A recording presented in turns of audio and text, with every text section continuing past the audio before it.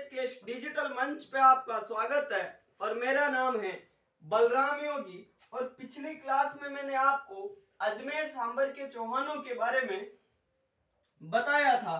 तो आज अपन उसी श्रृंखला में आगे की चर्चा करते हुए अगले जो शासक है विग्रहराज सेकंड के बाद में अगले जो शासक बने गोविंद थर्ड, तो उस गोविंद थर्ड के बारे में अपन आज के इस सेशन में चर्चा करने वाले हैं।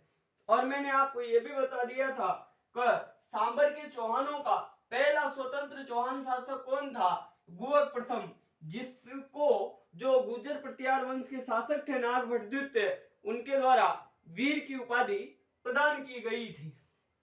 उसके अलावा मैंने आपको चंदन राज के बारे में भी बताया था, जिनकी जो पत्नी थी आत्मप्रभा, वो आत्मप्रभा पुष्कर झील में रोजाना 1000 दीपक जलाकर योग किया करती थी और उसका उपनाम भी मैंने आपको बताया था रुद्राणी।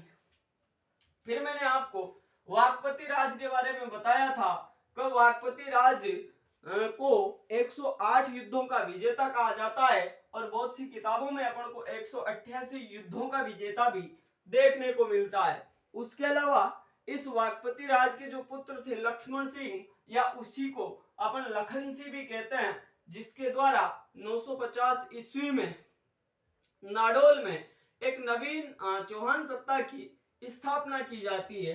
तो आज की इस क्लास में अपन क्या पढ़ने वाले हैं, आज की इस क्लास में अपन गोविंद थर्ड के बारे में चर्चा करने वाले हैं। तो अगले जो शासक बने उन शासक का नाम था गोविंद थर्ड, गोविंद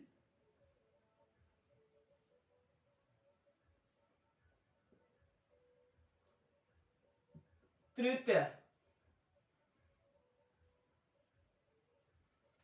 गोविंद तृतीय। तो इनकी अगर उपाधि की बात करें अपन, इनकी उपाधि, तो इनकी उपाधि अपन को वेरी घट देखने को मिलती है। वेरी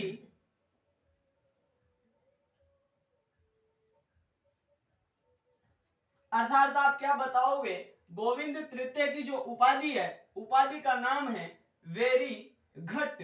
और इस उपाधि की जानकारी अगर बात करें, इस उपाधि की जानकारी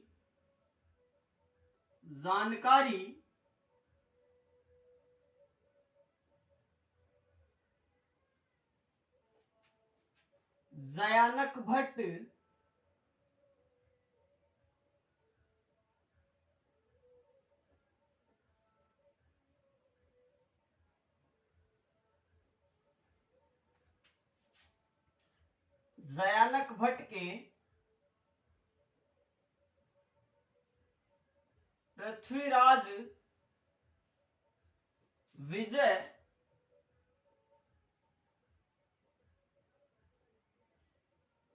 ग्रंथ से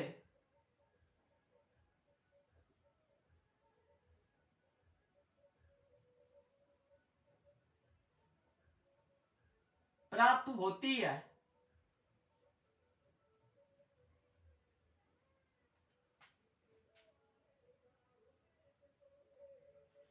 तो मैंने आपको क्या बताया, जो गोविंद थर्ड है, इस गोविंद थर्ड की उपाधि क्या आती है, वेरी घट।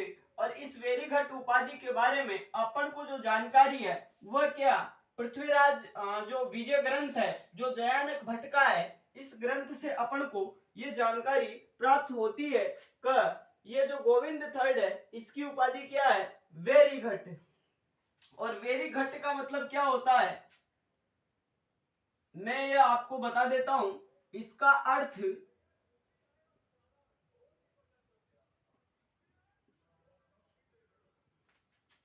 इस वेरी घट का अर्थ क्या होता है, शत्रुओं का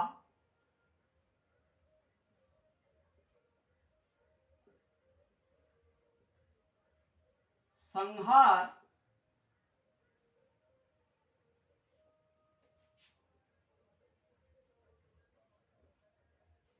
करने वाला। तो गोविंद थर्ड की उपाधि वेरीगढ़ और जो पृथ्वीराज विजय ग्रंथ है जो जयानक भट्ट का है उससे अपन को ये जानकारी मिल जाती है कि इसकी उपाधि क्या है, वेरीगढ़। और वेरीगढ़ का शाब्दिक अर्थ क्या होता है, शत्रुओं का संहार करने वाला। उसके अलावा अगर अपन बात करें इस गोविंद थर्ड की, तो एक विद्वान आते हैं फरिश्ता, जिनके द्वारा तारीख ए फरिश्ता नामक ग्रंथ लिखा गया था। तो मैं वो भी आपको बता देता हूं। फरिश्ता के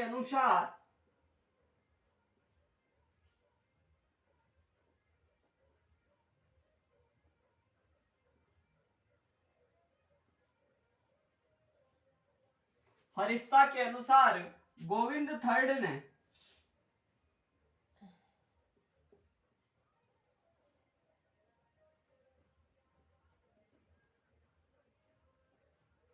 गोविंद तृतीय ने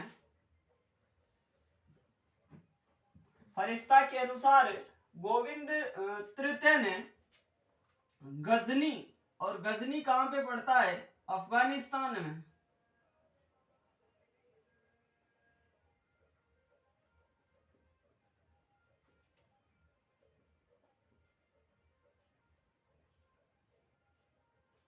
फरिश्ता के अनुसार गोविंद तृतीय ने गजनी के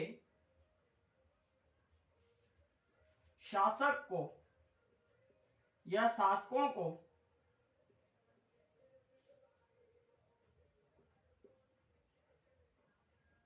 मारवाड़ से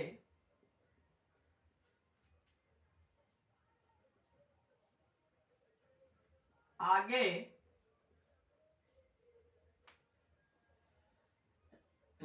नहीं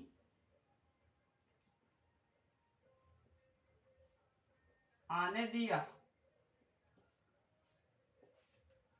तो एक बार फिर मैं आपको बता देता हूं, जो गोविंद थर्ड है इसकी उपाधि आती है वेरीगढ़, और वेरीगढ़ का शाब्दिक अर्थ होता है शत्रुओं का संहार करने वाला। और वेरीगढ़ उपाधि अपन को पृथ्वीराज जो ये विजय आता है, पृथ्वीराज जो विजय हैं, जो किसका ग्रंथ है, जयानक भट्ट का ग्रंथ है, उससे अपन को ये जानकारी प्राप्त हो जाती है। और फरिश्ता क्या कहता है अपनी बुक तारीख फरिश्ता में, जो गोविंद तृतीय था इसने गजनी मतलब अफगानिस्तान के शासकों को मारवाड़ से आगे नहीं आने दिया था। तो आप इसको नोट आउट कर सकते हो। ये अजमेर सांबर के जो शासक थे गोविंद तृतीय, उसके बारे में मैंने आपको बताया है। अब अपन अगले शासक की चर्चा करेंगे, और अगले जो शासक आते हैं उनका नाम आता है अजय राज चौहान। अगले शासक कौन थे, अजमेर सांबर के, तो उनका नाम क्या आता है, अजय राज चौहान। और अगर उनकी पत्नी की बात करें तो पत्नी का नाम क्या मिलता है अपन को, सोमलेखा, जिसको अपन सोमल देवी भी कहते हैं। तो अगले जो शासक थे उनका नाम था अजय राज चौहान।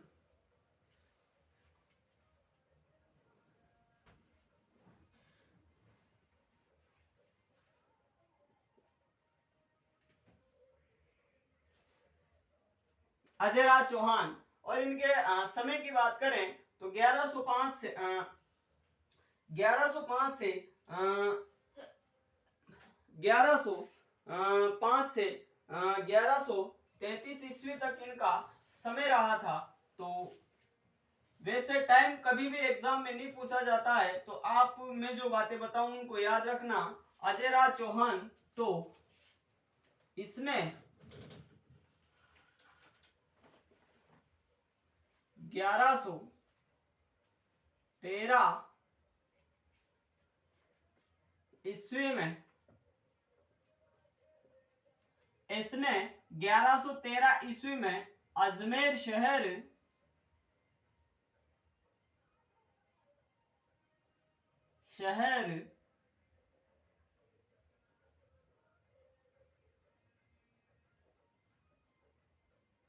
1113 में अजमेर शहर बसाया। बीठली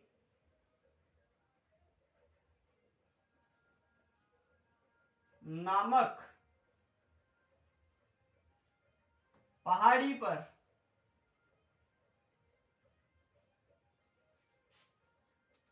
बीठली नामक पहाड़ी पर अजय मेरू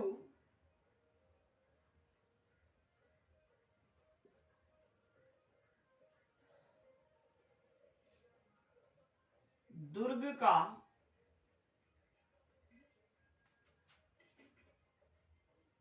निर्माण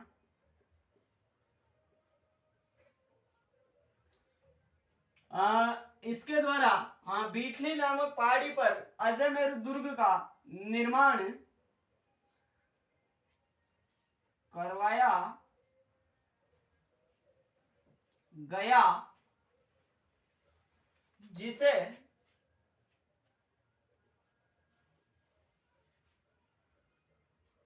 गढ़बीठली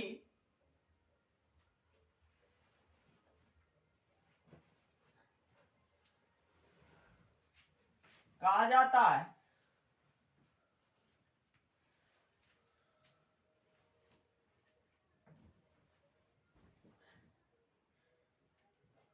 इसने 1113 में अजमेर शहर बसाया, बीठली नामक पहाड़ी पर अजय मेरू दुर्ग का निर्माण करवाया, जिसे गढ़बीठली भी कहा जाता है।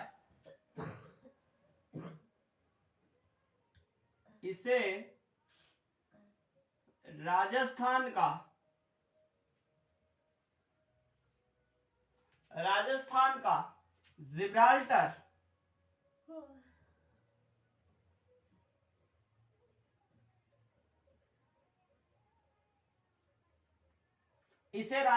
का जिब्राल्टर भी कहा जाता है।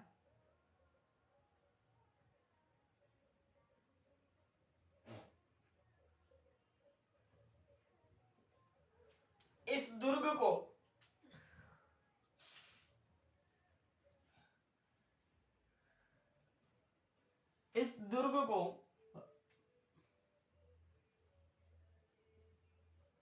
राजस्थान का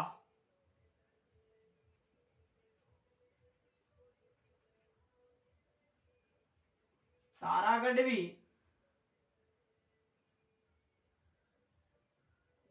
इस दुर्ग को राजस्थान का तारागढ़ भी कहा जाता है।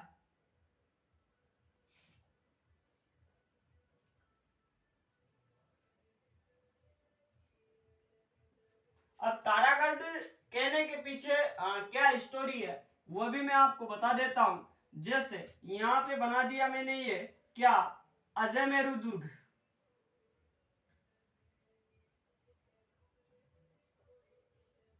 अजय मेरू दुर्ग क्या बना दिया, अजय मेरू दुर्ग। और इधर अगर अपन समकालीन मेवाड़ की बात करें, मेवाड़ रियासत, तो मेवाड़ रियासत के एक शासक थे और शासक का नाम क्या था, पृथ्वीराज सिसोदिया। पृथ्वीराज सिसोदिया।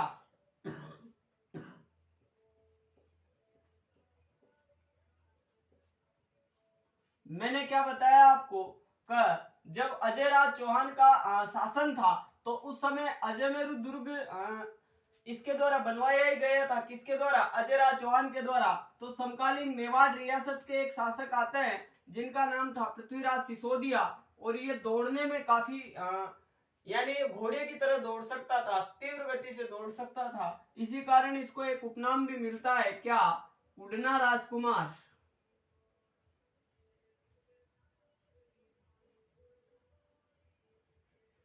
उड़ना राजकुमार किसको बोला जाता है, अगर आपसे ये पूछा जाए तो सीधा आंसर क्या बनेगा, पृथ्वीराज सिसोदिया। और पृथ्वीराज सिसोदिया की अगर अपन पत्नी की बात करें तो पत्नी का नाम क्या था, तारा। अब होता क्या है, मेवाड़ के जो शासक थे पृथ्वीराज सिसोदिया, वह एक बार अपनी पत्नी तारा के साथ में घूमने के लिए कहां पे आ जाता है, अजय मेरू दुर्ग में आ जाता है। और उस समय इस अजय मेरू दुर्ग की जो हालत थी वो बहुत खराब थी, जर्जर अवस्था में था, बिल्कुल बेकार पड़ा हुआ था। तो इस पत्नी तारा के कहने पर इस पृथ्वीराज सिसोदिया ने इस दुर्ग की क्या करवा दी, मरम्मत। यानी तारा के कहने पर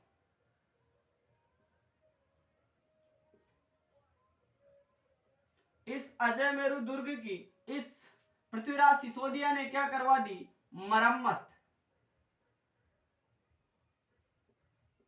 और मरम्मत करवा के इसका नाम अपनी पत्नी तारा के नाम पर क्या रख दिया, तारागढ़।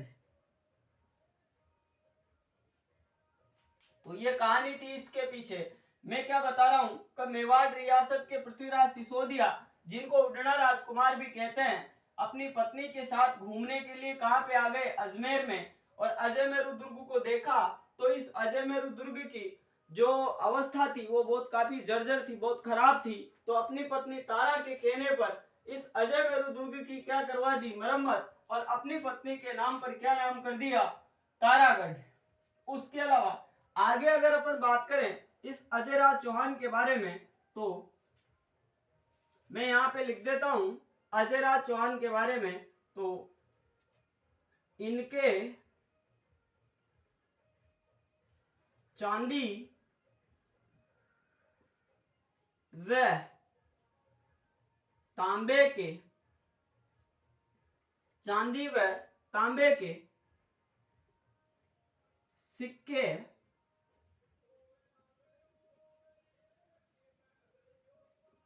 प्राप्त हुए हैं, जिन पर इनकी पत्नी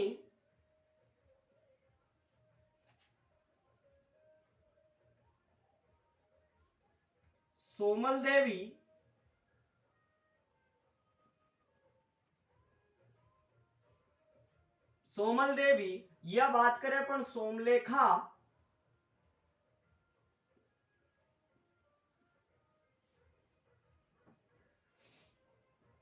नाम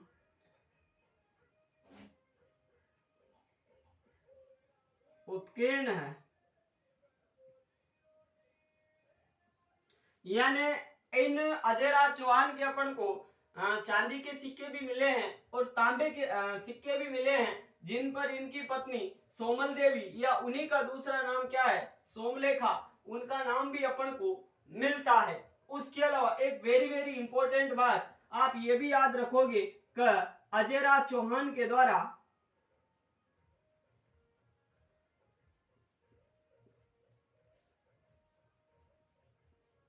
अजयराज चौहान के द्वारा पार्श्वनाथ जैन मंदिर को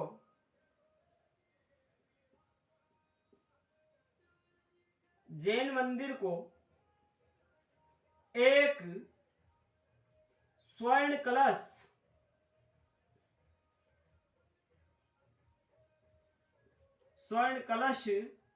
दान में दिया गया था। यानी अजयराज चौहान ही एक ऐसा शासक था जिसके द्वारा जो पार्श्वनाथ जैन मंदिर है उसको एक स्वर्ण कलश दान में दिया गया था।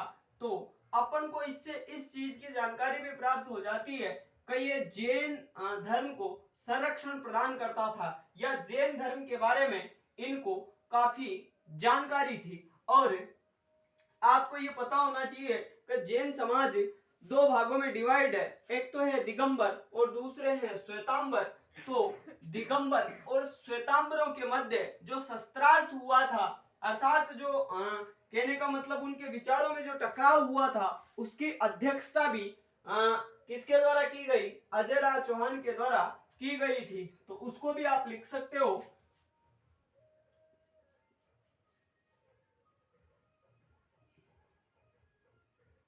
दिगंबर व श्वेतांबर या श्वेतांबरों के मध्य हुई शस्त्रार्थ की इन्होंने अध्यक्षता की।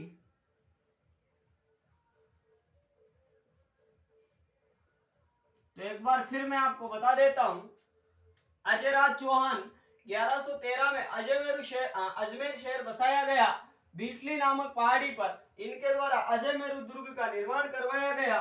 बीटली नामक पहाड़ी पर स्थित होने के कारण इसको गढ़बीटली कहा जाता है। इसको राजस्थान का जिब्राल्टर भी कहा जाता है और इसको राजस्थान का तारागढ़ भी कहा जाता है। अब तारागढ़ क्यों कहा जाता है? क्योंकि एक बार मेवाड़ के जो राजकुमार थे पृथ्वीराज सिसोदिया, वो अपनी पत्नी तारा के साथ में घूमने के लिए कहां पे जाता है? अजयमेरु दुर्ग जाता है। उस समय इस दुर्ग की जो हालत थी वो बहुत जर्जर अवस्था में था। तो अपनी पत्नी के तारा के कहने पर इसने उस दुर्ग की मरम्मत करवा दी और नाम क्या रख दिया? तारागढ़। फिर मैंने आपको बताया कि इनके अपन को चांदी और तांबे के सिक्के प्राप्त होते हैं, जिन पर इनकी पत्नी सोमलेखा या सोमल देवी का नाम उत्कीर्ण है। उसके अलावा अजयराज चौहान के द्वारा पार्श्वनाथ जैन मंदिर को एक स्वर्ण कलश भी दान में दिया गया था और दिगंबर व श्वेतांबरों के मध्य हुए शस्त्रार्थ की इनके द्वारा अध्यक्षता भी की गई थी। अर्थात ये ऐसे चौहान शासक थे जिनको जैन धर्म के बारे में भी काफी जानकारी थी। तो आप इनको नोट आउट कर सकते हो। अगली क्लास में अपन अर्णोराज चौहान के बारे में चर्चा करेंगे। तो आज के इस सेशन को अपन यहीं पे विराम देंगे। तो आज की क्लास और अभी के लिए इतना ही। धन्यवाद। आपका दिन शुभ हो।